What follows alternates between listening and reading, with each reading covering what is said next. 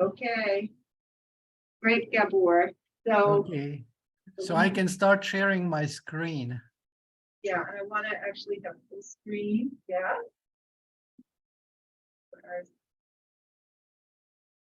Yeah. Okay. So yes, I'm happy to present Gabor Hetyei. He was a student of Richard Stanley. He's very famous, very smart. He's going to be talking about Brylawski's tensor product formula for polynomials of colored graphs. I think we're all famous for it. Okay, take it away.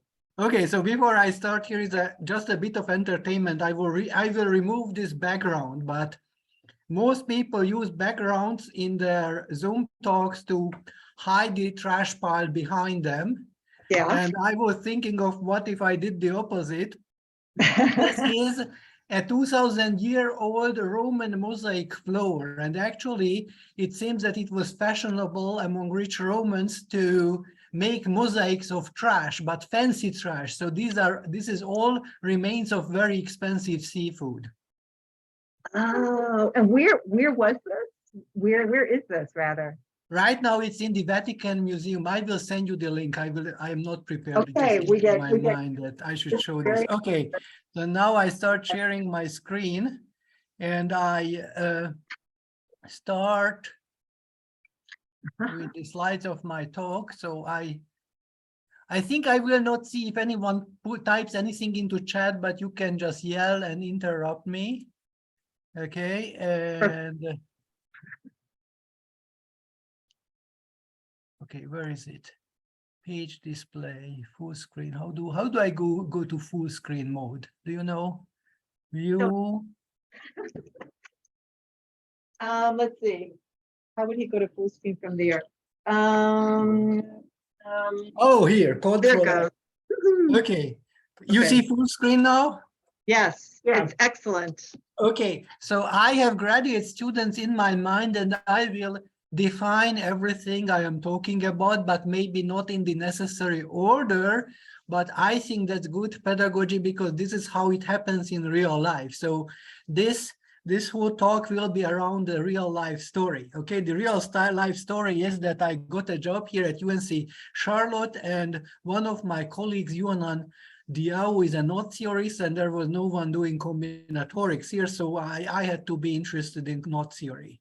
Okay, and so I will start with a motivating example. Then I will talk about the signed Tutte polynomial in knot theory, which is only a slight generalization of the usual Tutte polynomial. I will also talk about Tutte theorem, its signed generalization, and then about a specific operation we were working with, and then applications and generalizations. How much time do I have? About 50 minutes. Yeah, okay, good. 50. Okay. Yeah, so this is how it started many years ago, that my colleague Yuanan Diao just drew this picture on the blackboard and asked, how do you compute the Jones polynomial of this knot? I need it as an illustration in a paper of mine. And there is a program called Knotscape, which computes the knot polynomial, but it's not very elegant to say the computer says so. It's more elegant if you can sort of prove by hand. And I was like, okay, wait a minute, I see what a knot is, but what is the Jones polynomial and all that? So first he explained very patiently what's that, okay? So right now what you need to just understand that what you see here is a so-called knot diagram. You just take a knot and you draw it in the plane with crossing edges. As each crossing, there is overcrossing, undercrossing, that's it, okay?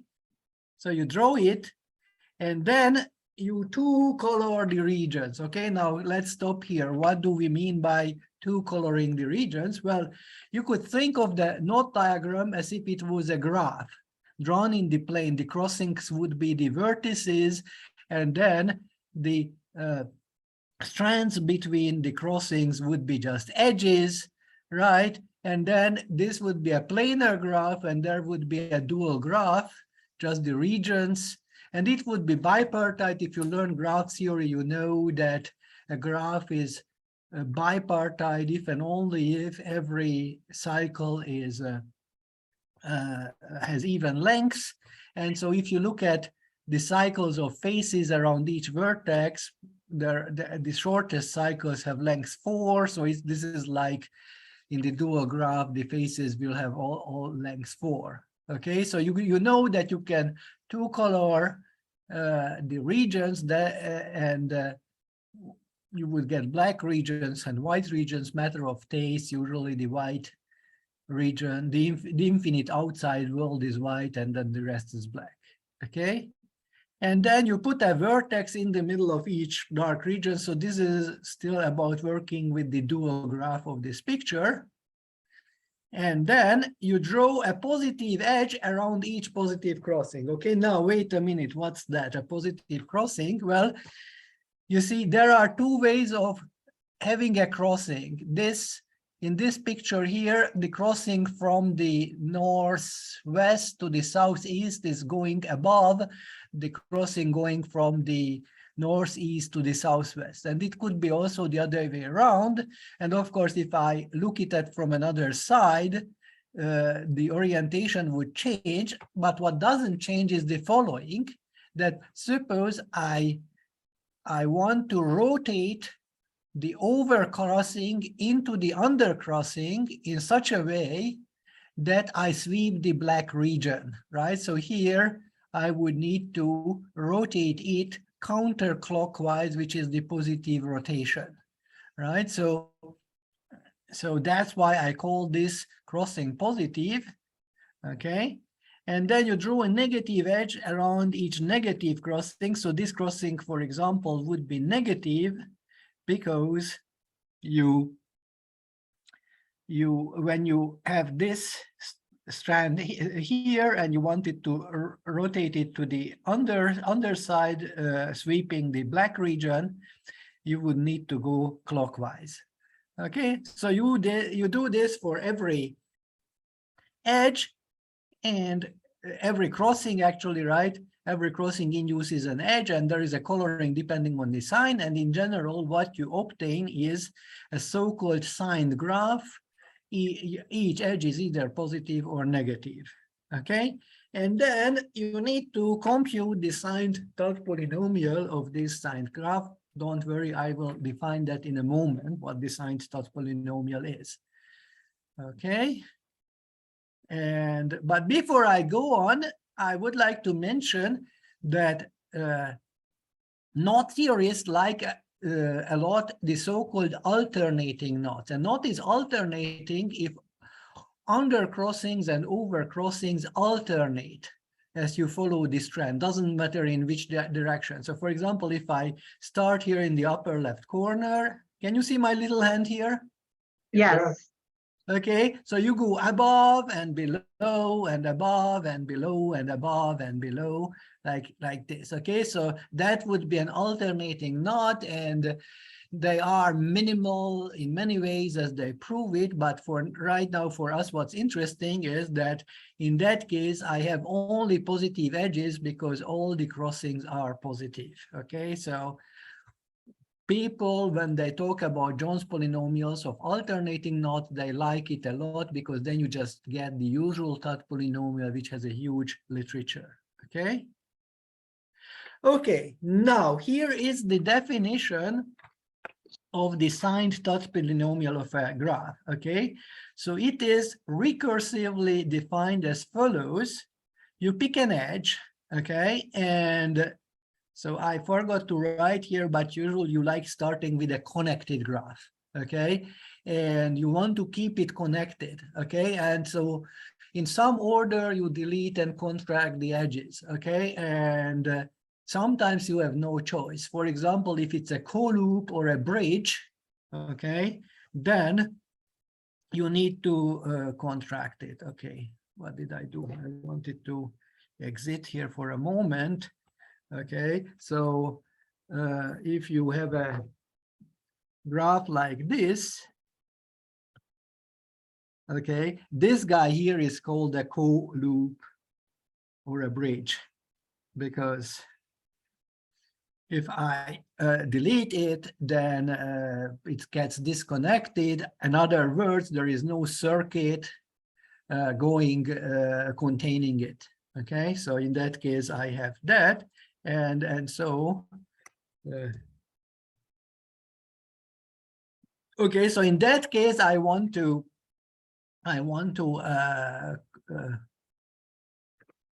Okay, there is a typo here. This should be T of G over E. I should contract it, and I multiply it by a variable representing that I contracted it X. Okay. Now again, here I forgot the minus. Okay. I do that, and I mark a Y if it's a loop, right? A loop is just an edge. A loop is like this. Okay, so it has this just one vertex, it just goes back. I cannot really contract it because that would be weird. Okay, and otherwise I either delete it or I contract it, and there are these capital lettered variables, strange constants, a epsilon, b epsilon, I multiply it. Okay, and before I go on, I would like to mention that if you have the usual a graph that's not colored, not signed, just the usual Tutte polynomial, then there are no coefficients here, and here you just have x and y. Okay.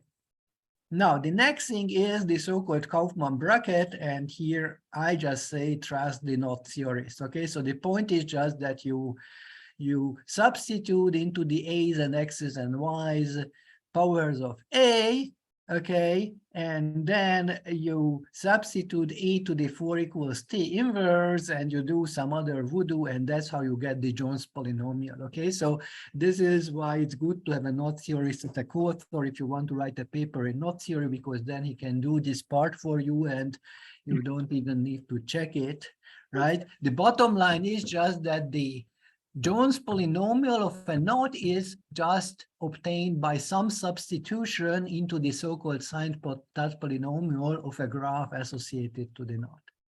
Okay. Now I would like to talk about the Tutte polynomial and the colored variant of the Tutte polynomial.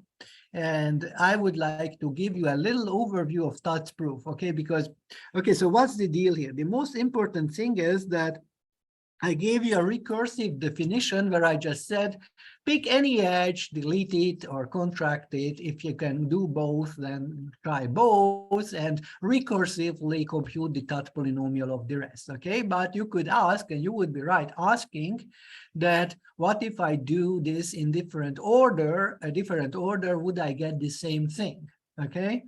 And Tutte's original big result is just about the Tutte polynomial of a graph without coloring, that no matter how I do the deletion contraction process, I end up with the same Tutte polynomial. Okay, I would like also to point it out that if you use these recurrences, if you work it out all the way, then at the end of the process, you end up either deleting or contracting every edge. Okay, and that's how you compute it. Okay, and so, and because of that, and for each, actually, for each subgraph, you want to try it both ways. So at the end, you go through all possible processes.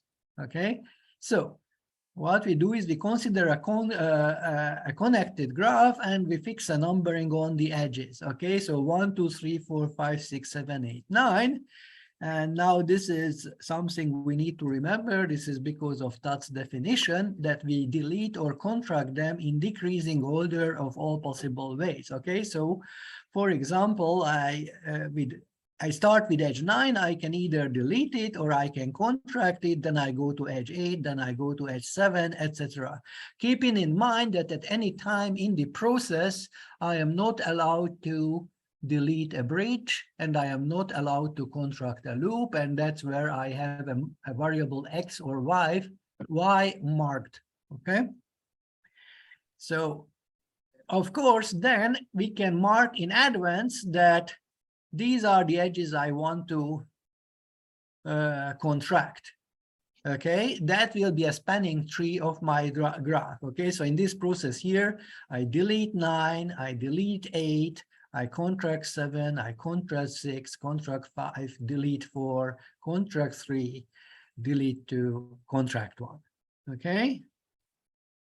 Okay, and we will talk about internal or external activities. Okay? Okay, now, first of all, we will say that one is internally active because by the time I reach 1, I have deleted 4, I have deleted 9, so this has become a bridge. And I am not allowed to delete a bridge. I can only contract it. So I would have a variable x coming out there and I would contract that.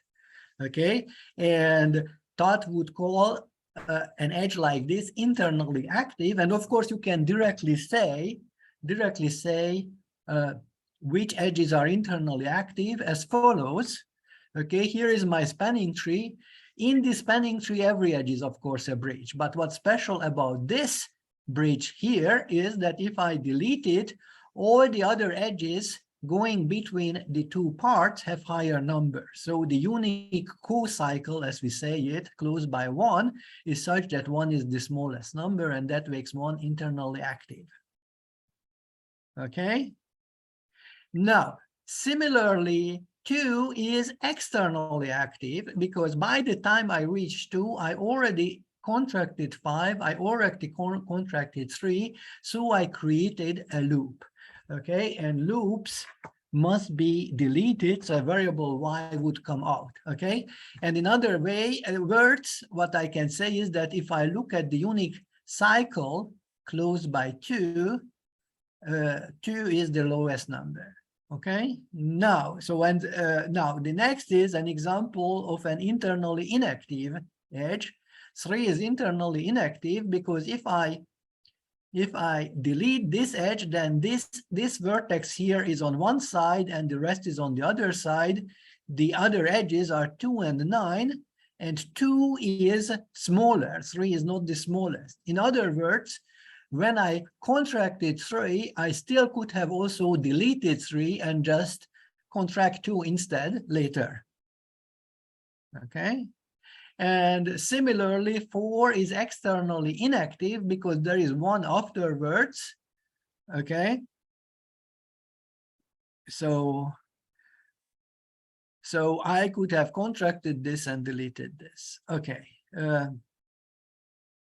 And so the big theorem of Tutte is that the Tutte polynomial is the total weight of all spanning trees, okay, with this activity calculus, okay, and this polynomial is independent of the ordering of fixed on the edges. Okay, so the easy part is that if you take that recurrence, I mistyped, I apologize on my slides, right, that you either delete or contract, and if you can do only one thing, okay, then you take out a factor of y or x.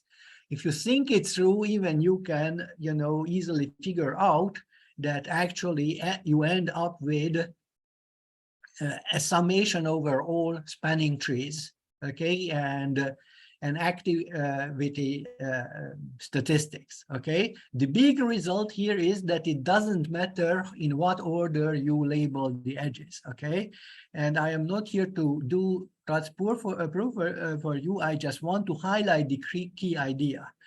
The key idea is that, remember, every permutation is a product of adjacent transposition. So if I want to show that any ordering gives me the same thing, it's enough to show that if I just switch the number on edge I and I plus 1, nothing changes, okay? And nothing changes for most of the situations. And the only case where something could change is something like this, where the unique cycle closed by the I plus 1 contains I. And of course, there is something also about one of them being smallest and the other second smallest. And these are the details I don't want to fill in. I just want to show you that this is the key idea, that there is this tree flipping idea going on, that I can match the trees containing EI and not containing EI plus 1. with the trees containing EI plus 1 and not containing EI. So whenever there is no confusion, I do nothing. And when there is some trouble, I match up the trouble spanning trees using this bijection. That's it. Okay. Now, next, we would like to extend this to colored graphs. And what I'm going to talk about now is a result of Bollobás and Riordan. Okay, so they did it in the greatest generality. Okay, so they have not just two colors, but as many colors as you want. Okay, and they have the same definition of activities. Okay, and internationally active edges will give you a factor of capital X, internally inactive ones, lowercase x, same with the y's. Okay, so on the earlier slide, you had epsilons, and then you had a's and b's here instead of the lowercase x's. That's notational difference, not a big deal. Okay, and so now you cannot expect this always to be labeling independent. Okay, but what they showed is that there is an algebraic condition. If the x, y, capital X, capital Y satisfy these equations, okay, then the ordering doesn't matter. Okay, so they didn't do so, but if you have learned more algebra, you can think of a ring with integer coefficients, let's say, and 4 variables, and you factor by these ideals. Okay, and in most applications, the capital Y and the X are non-zero anyway. Okay, so it's sufficient to look at the Y nu. You can ignore that, and then you just have a difference of determinants. And there is a theory of determinantal ideals, and there you can show that these relations define a prime ideal, which means that you are in an integral domain and so on. Okay. Okay, so you have that.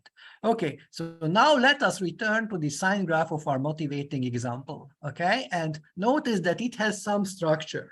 Okay, the structure is the following. There is this one middle edge, okay, which is just there to bother us. But remember, there is a recurrence by deletion and contraction. So I could delete or contract it. Let's just delete it for the moment. And now what you can notice is that this is a graph where each edge is triplicated. Okay, sorry, I did it in a different order. So you can either delete this edge or contract this edge. Okay, by the way, here also each edge is triplicated. Okay, so for the deleted edge, okay, you just have each edge triplicated. Okay, so I was telling my friend Johan that there should be some rule about what happens if you triplicate the edges in a graph. Okay. And here also, you just triplicate it, okay? Okay, and so turns out that there was a definition in the case of not colored, just ordinary graphs for this, it was called the tensor product, okay? Which is like this, that you have this edge, this graph here, okay, and you replace each green edge with this graph. Okay, so this graph here is a so-called pointed graph. There is a special edge which disappears when I paste it in. It just shows that this is how I am applying this into my big graph. Okay, so once again, I have this graph, this is my big graph, this is my small graph, and every green edge is replaced by this pointed graph. This dashed line is just the gluing line.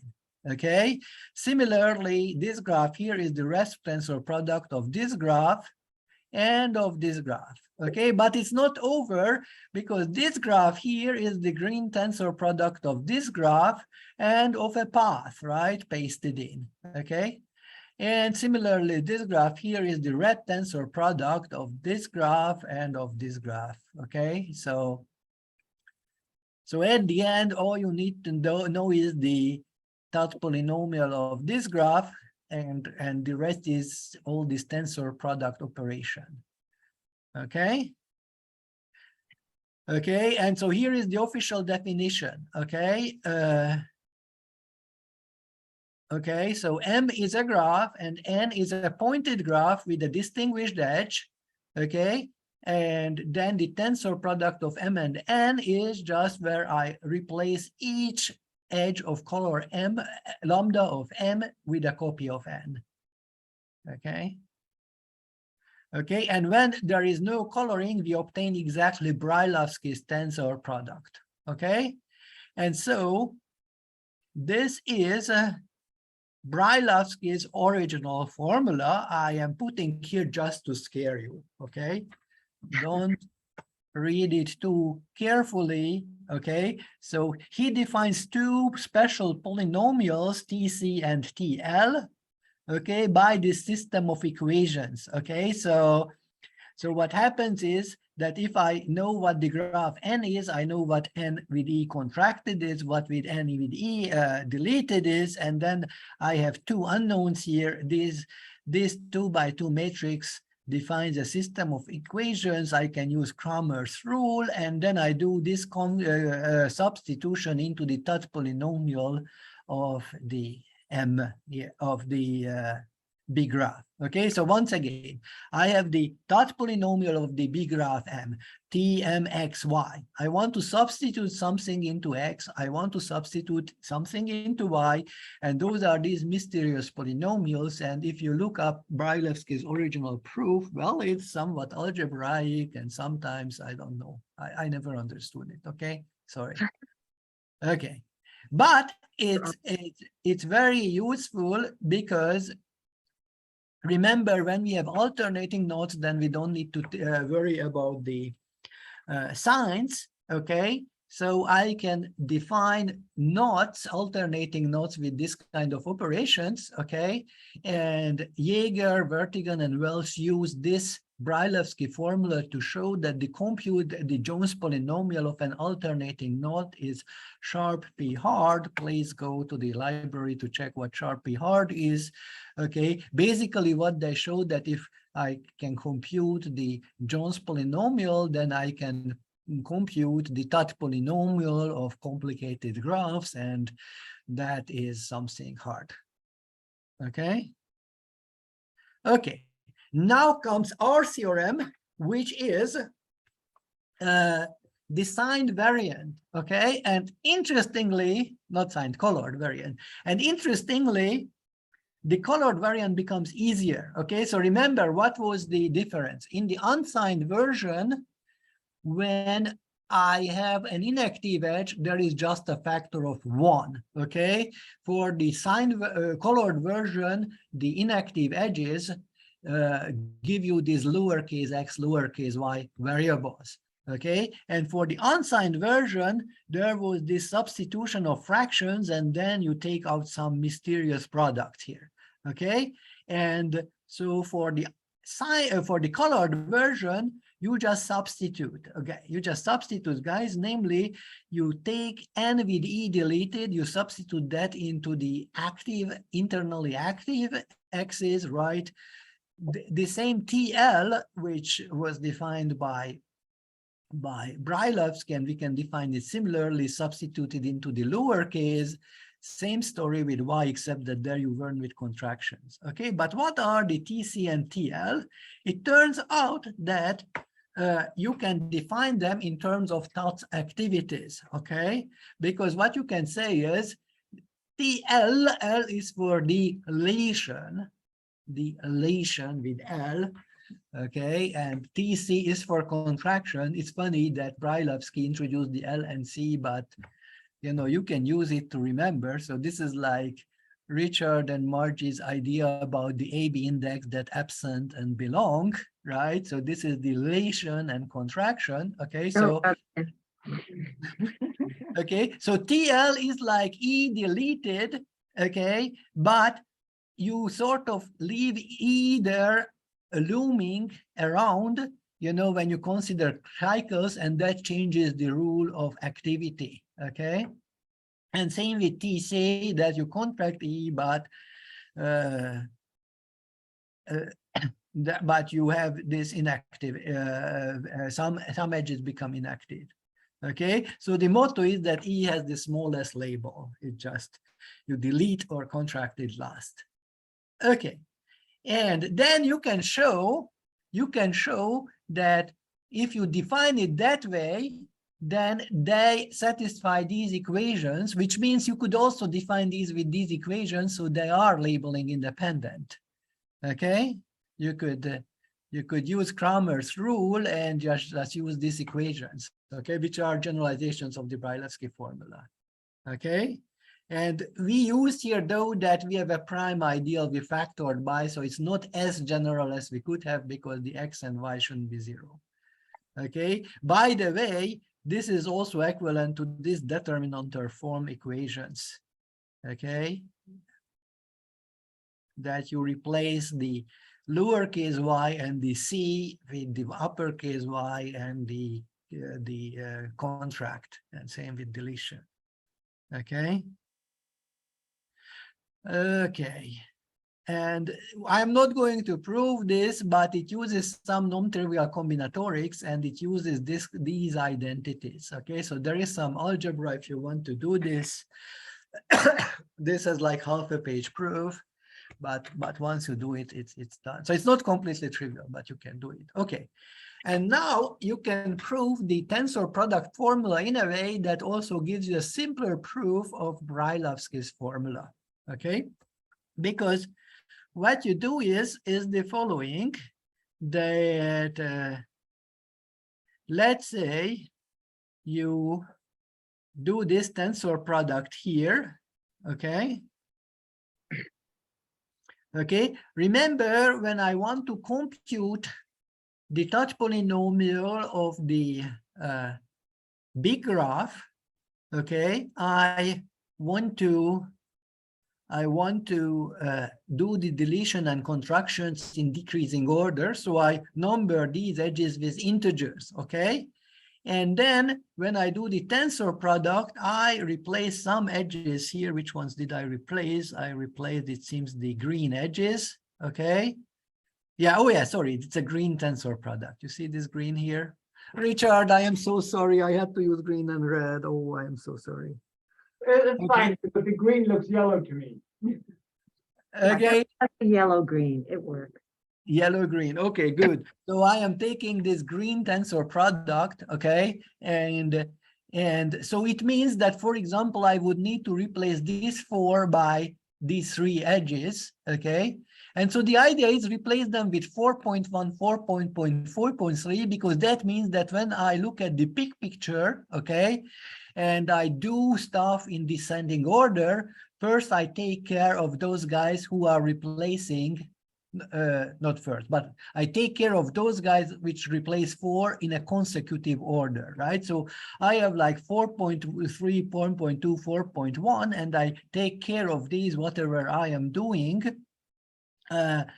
before doing anything else with the 3s or the 2s, right? So and now let's look at what the Tutte polynomial would give us, and so it turns out that, vaguely speaking, you know, if I look at the spanning tree of this tensor product, it looks like what? It has a big spanning tree, right? And the contracted edges in the spanning tree gets replaced with components where there is a path of contracted edges between the 2 vertices. So it is as if I contracted this thing, and so then I must delete the invisible edge.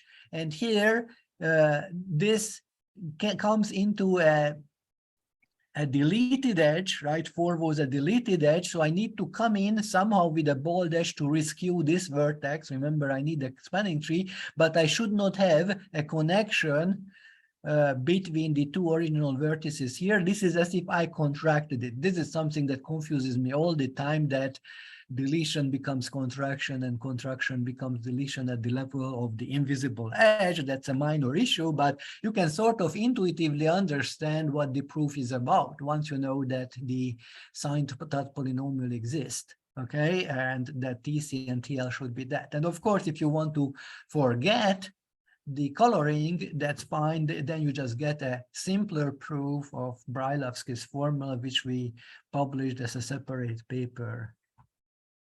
Okay.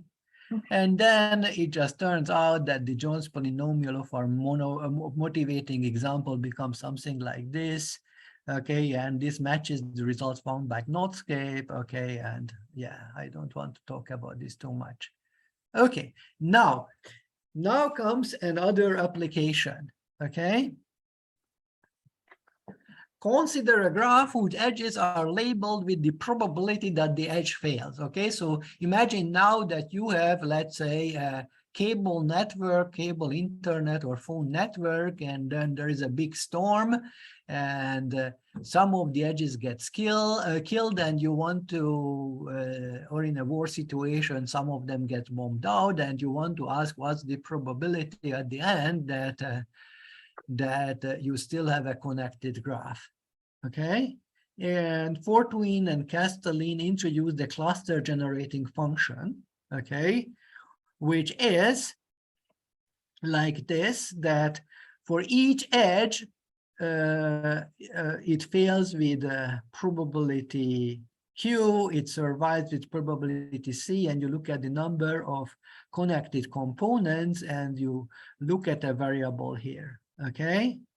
And if you wanted to take a tensor product here, it is as if you thought of a network of networks, okay? Like you have a network and you would say that, you see, this edge here is actually not an edge, but a same kind of a circuit here. And if I want to know whether there is a connection there or not, okay?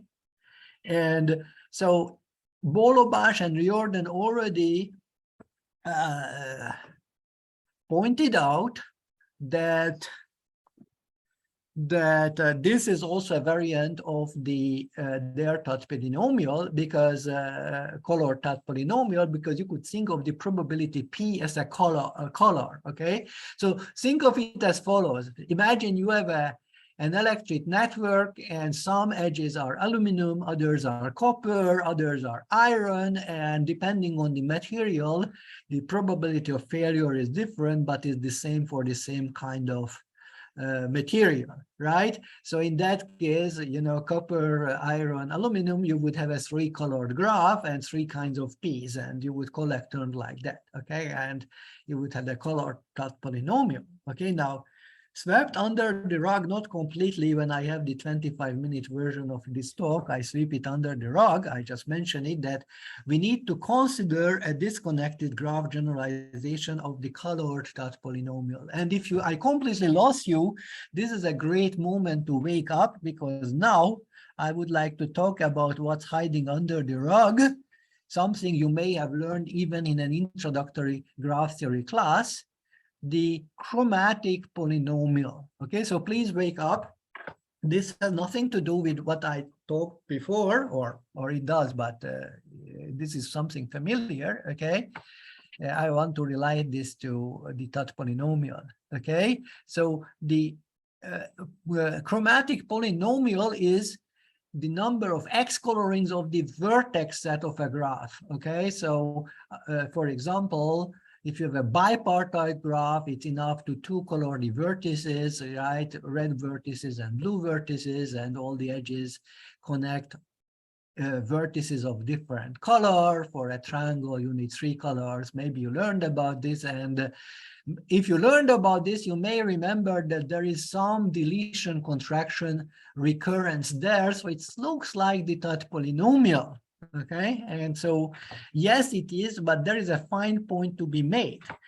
This here, that actually you can find this even on Wikipedia, that you have the Tutte polynomial, you need to substitute 1 minus x into x and 0 into y, and then you need to do some magic, namely you need to take -1 to the number of vertices minus number of connected components, and x to the number of components, okay? So what on earth is going on here, okay?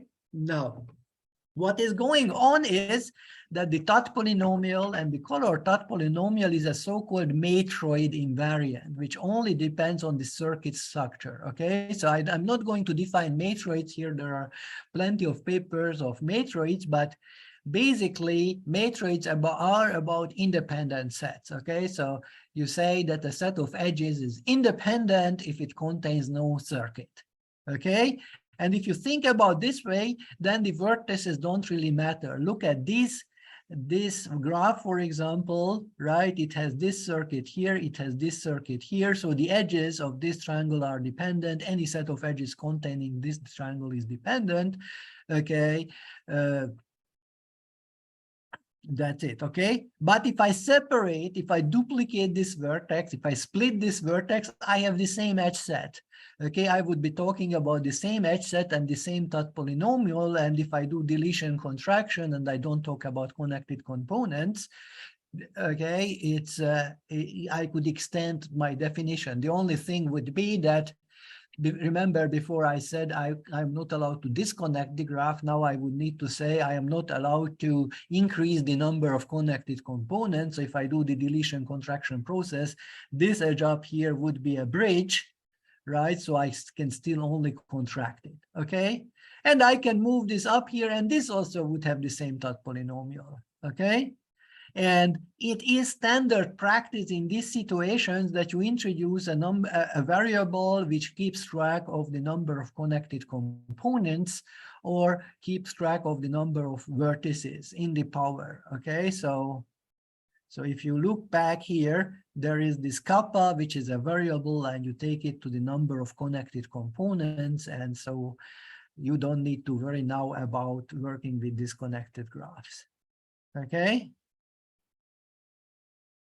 And so it turns out that we can adapt our results also, and we had this TC and TL, and you can introduce ZC and ZL, and it becomes this easy, the definition in this special case, okay?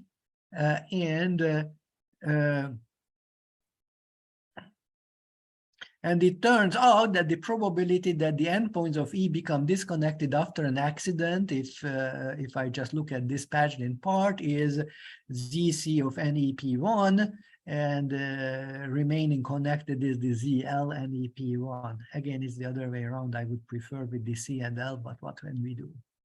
Okay, now we reach the last topic, which is virtual knots. Okay. Okay, so what are virtual knots? Okay, originally knot theory was about drawing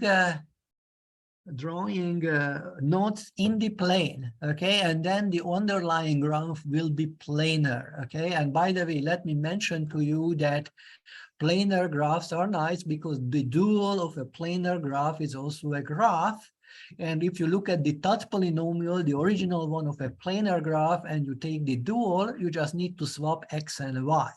So that's one very nice property of the Tutte polynomial. Okay, you could define Tutte polynomials of not planar graphs, but don't make that mistake. I made that recently when I was working with them. There, if you take the dual, A is not a graph, B, even if you somehow come up with, you know, matroid definition or whatnot, it's not just swapping x and y anymore because it has to be planar. Okay, but you could raise the issue, what if I draw, let's say, a graph on a torus?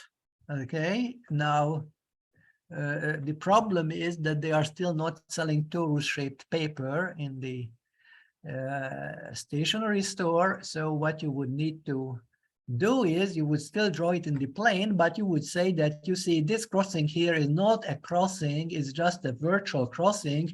This part here is on that part of the torus that's right in front of me, and that's on the part behind. Okay, so very simply put, Kaufman theory is about knot diagrams where you just circle certain crossings and you say, forget undercrossings and overcrossings. These are just crossings, and they are not really there. They are just there because we look at them that way. But, you know, you can draw the whole thing on the surface of genus G, and then they magically disappear. Okay, and he had a paper about how to compute this, and Shmutokpak and Kamada have papers about how to do that. And please don't be confused, because they use the term Bollobás Riordan polynomial. You should forbid people to work on two different topics which sound similar, because this Bollobás Riordan polynomial has nothing to do with the colored graphs, and the colored path polynomial also defined and studied by the same Bollobás and Riordan. Okay, so if you look at colored graphs, they are not drawn on a surface, they are just graphs, abstract graphs, edges, multiple edges, maybe loops, bridges, whatnot, and they have colors. Okay, on the other hand, the Bollobás Riordan polynomial is a topological object. What they do is they take vertices represented as little discs, okay, and the edges are ribbons, and the ribbons get twisted, and if they get twisted, then you can have a Möbius strip, and you know that the Möbius strip is not the same as cylinder, although you can imagine that I could have the same underlying graph, and they introduce the many variable polynomial to study those, and so Kaufman, who defined the Jones polynomial for virtual knots, has some substitution into that. Okay, now what we did instead with my friend Yuanan is that we said we have a graph, those are the crossings, and the virtual crossings are just zero edges. Okay, so we delete contract, except we don't do the deletion contraction on the zero edges because they represent the virtual crosses. We define activities as before, and then at the end you have nothing left except for the virtual stuff, so the zero edges, and you need to have some mapping on those. And it turns out that you can extend this whole theory if you just require that this function on the remaining part is a block invariant, which means that if I do this kind of a vertex pivot, okay, so you split a vertex, okay, then you merge it elsewhere, I should get the same function on this graph and this graph for the zero edges. And if I do that, then we have a relative Tutte polynomial. We can have the analog of the Bollobás Riordan theorem, and we can also have tensor products. And that's the end. And here is a list of the papers we wrote on the subject. Thank you, Gabor.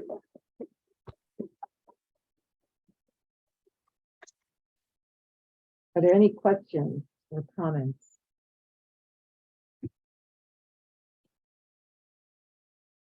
I mean, one question I wanted to ask Gabor was, I mean, you have all these determinantal ideals in the background. I mean, is there something going on? I mean, of course, there's this matroid connection. Is there something going on in commutative algebra that we should know?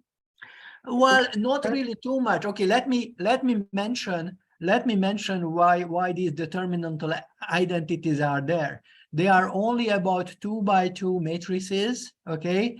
And basically they just want to make sure that this deletion contraction stuff works when you swap two edges. Remember, the key part in Tutte's proof was that I can change the order of two adjacent edges. Okay, now you can imagine that if I have variables even on the inactive part, that becomes more complicated and it's not obvious, and whatever is not obvious is just postulated. Okay, and Bollobás and Riordan never go into the algebra. All they say after that, they have a long paper that there is this application like flow polynomials, there are the Potts model, there is this model, that model, and in all these examples, the Tutte polynomial or the related polynomial is such that if you do a substitution into ours, these conditions are satisfied, okay?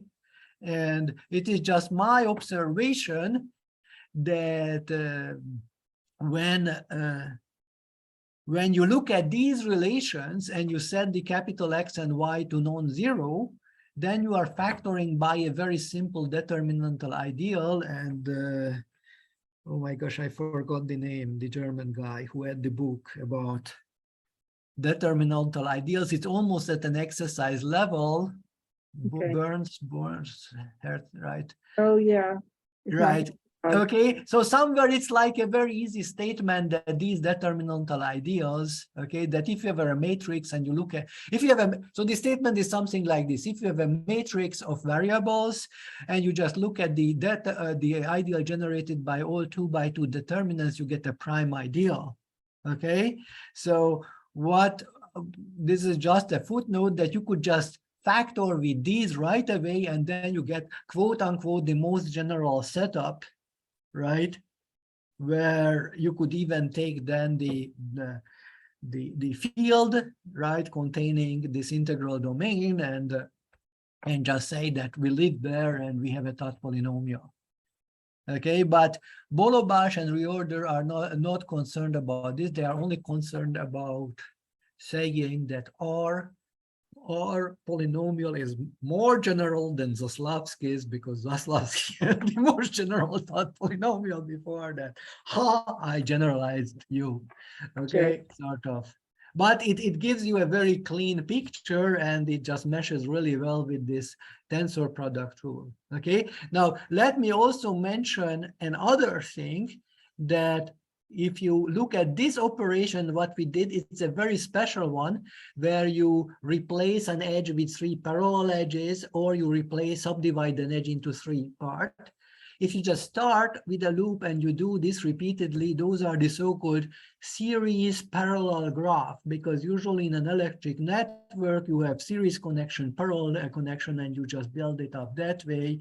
There is even a Wikipedia page for that. So, and actually there were papers before studying just that, but only for the alternating nodes where you have no colored Tutte polynomials. Okay, so so that's a natural idea to do. Okay, so Any other questions or comments?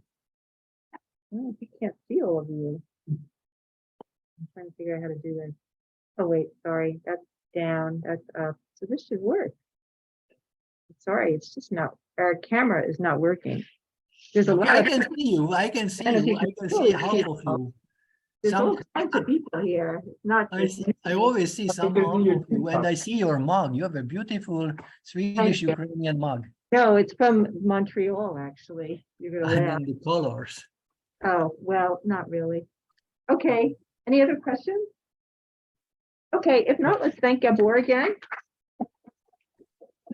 Okay. We've been here visiting in a few weeks, so we're looking forward to that. So let me stop the recording, and you can hang around, Gabor. Okay, great. All right. Great.